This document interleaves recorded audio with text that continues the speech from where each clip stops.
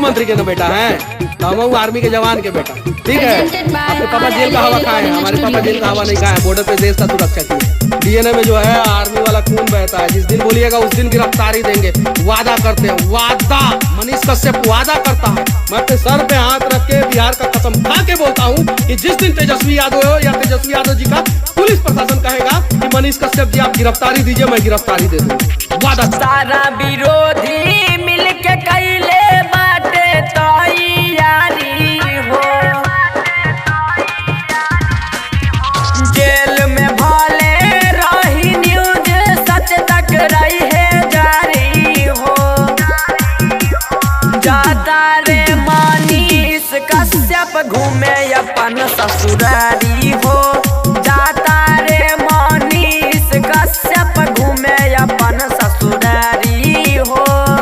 हम इस घटना का विरोध करते हैं और नीतीश सरकार से मांग करते हैं कि जल्द से जल्द मनीष कश्यप मामले की जांच होने के उपरांत उन्हें छोड़ दिया जाए। आशुतोष कुमार ने बताया कि मनीष कश्यप की गिरफ्तारी के विरोध में 23 मार्च को बिहार बंद का आह्वान किया गया है। हम सड़क पर उतरने वाले मनीष कश्यप के तमाम समर्थकों से आग्रह करेंगे कि शांतिपूर्वक इस बंद को सफल बनाया जाए।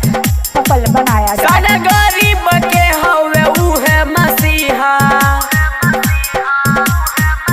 बन के जरेले अंधरिया में दिया।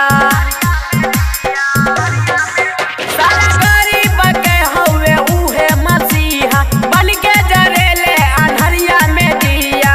इनका से बंगाली हल तोरा परी बड़ी भारी हो।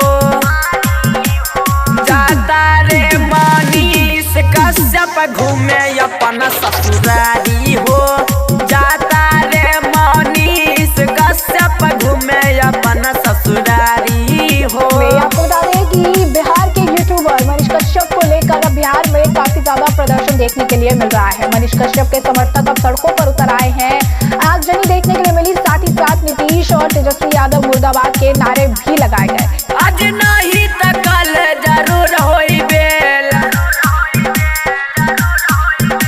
निकलते मनीष भैया दिहे ओके रेल।